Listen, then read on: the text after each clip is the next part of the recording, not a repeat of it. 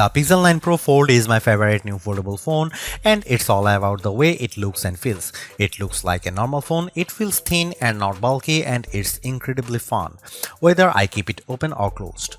The AI features are powerful, maybe even too powerful, and the huge inner screen is the best canvas for the Pixel Studio image generator or the reimagined photo editing. It falls short of the flat Pixel 9 Pro in many ways, but it makes up the difference when you open up the tablet hidden in your phone.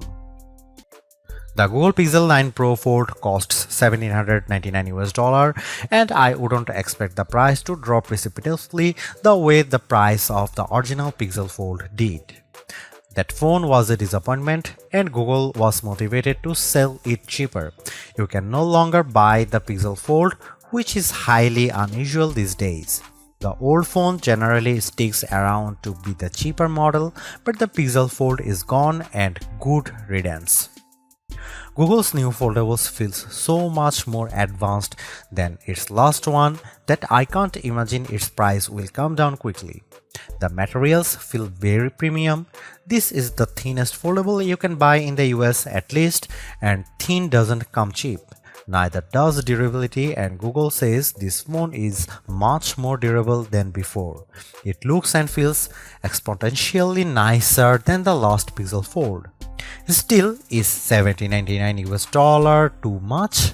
Like I said, if Apple made this phone, there would be no question that people would buy it.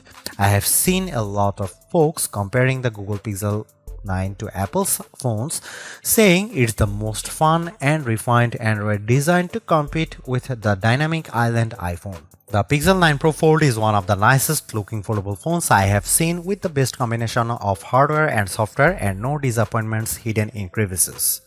If you bought a Google Pixel 9 for $1,799 and an iPad mini 2021 for $499 and the only thing you would lose is the ability to keep both in your pocket at the same time, the Pixel 9 Pro Fold might be the best foldable phone I have used.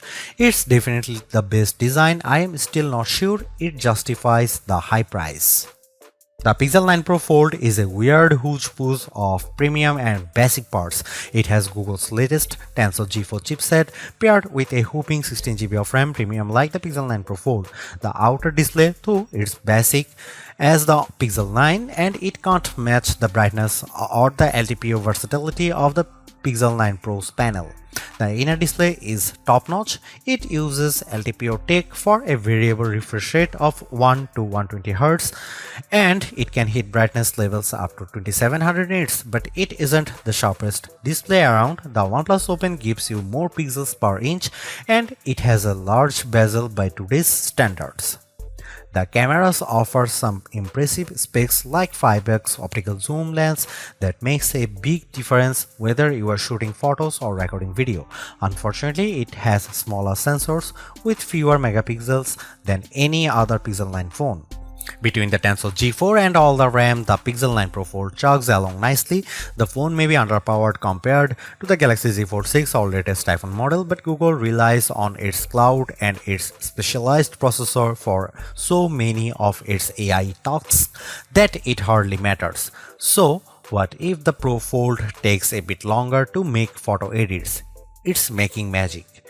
In all seriousness, I am worried about the long-term viability of this chipset since Google is promising that the Pixel 9 Pro Fold will get Android OS updates for the next 7 years.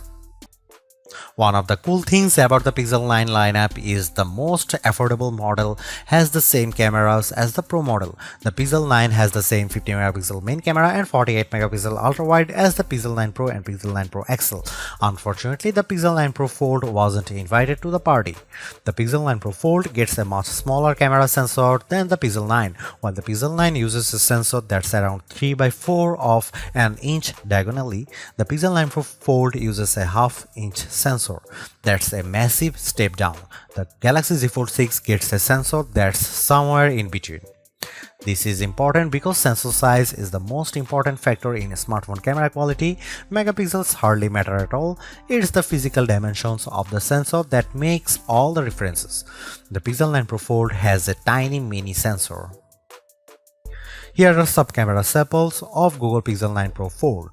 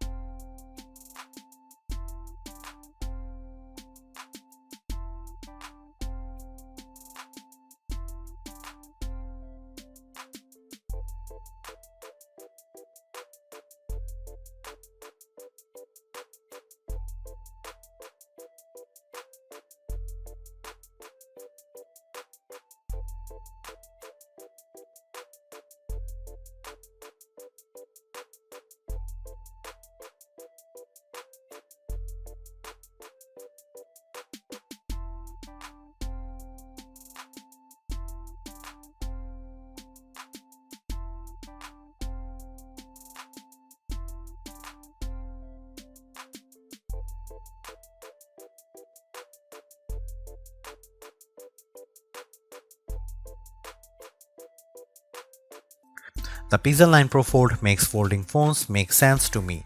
It's more like a normal phone than ever, but it's also not completely like using a normal phone. By opting for a phone that folds, you are still making trade-offs.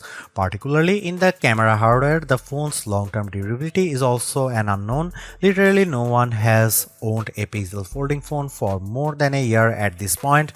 Foldable ownership isn't for the faint of heart. But the Pixel 9 Pro Fold is the most rewarding folding phone I have ever used.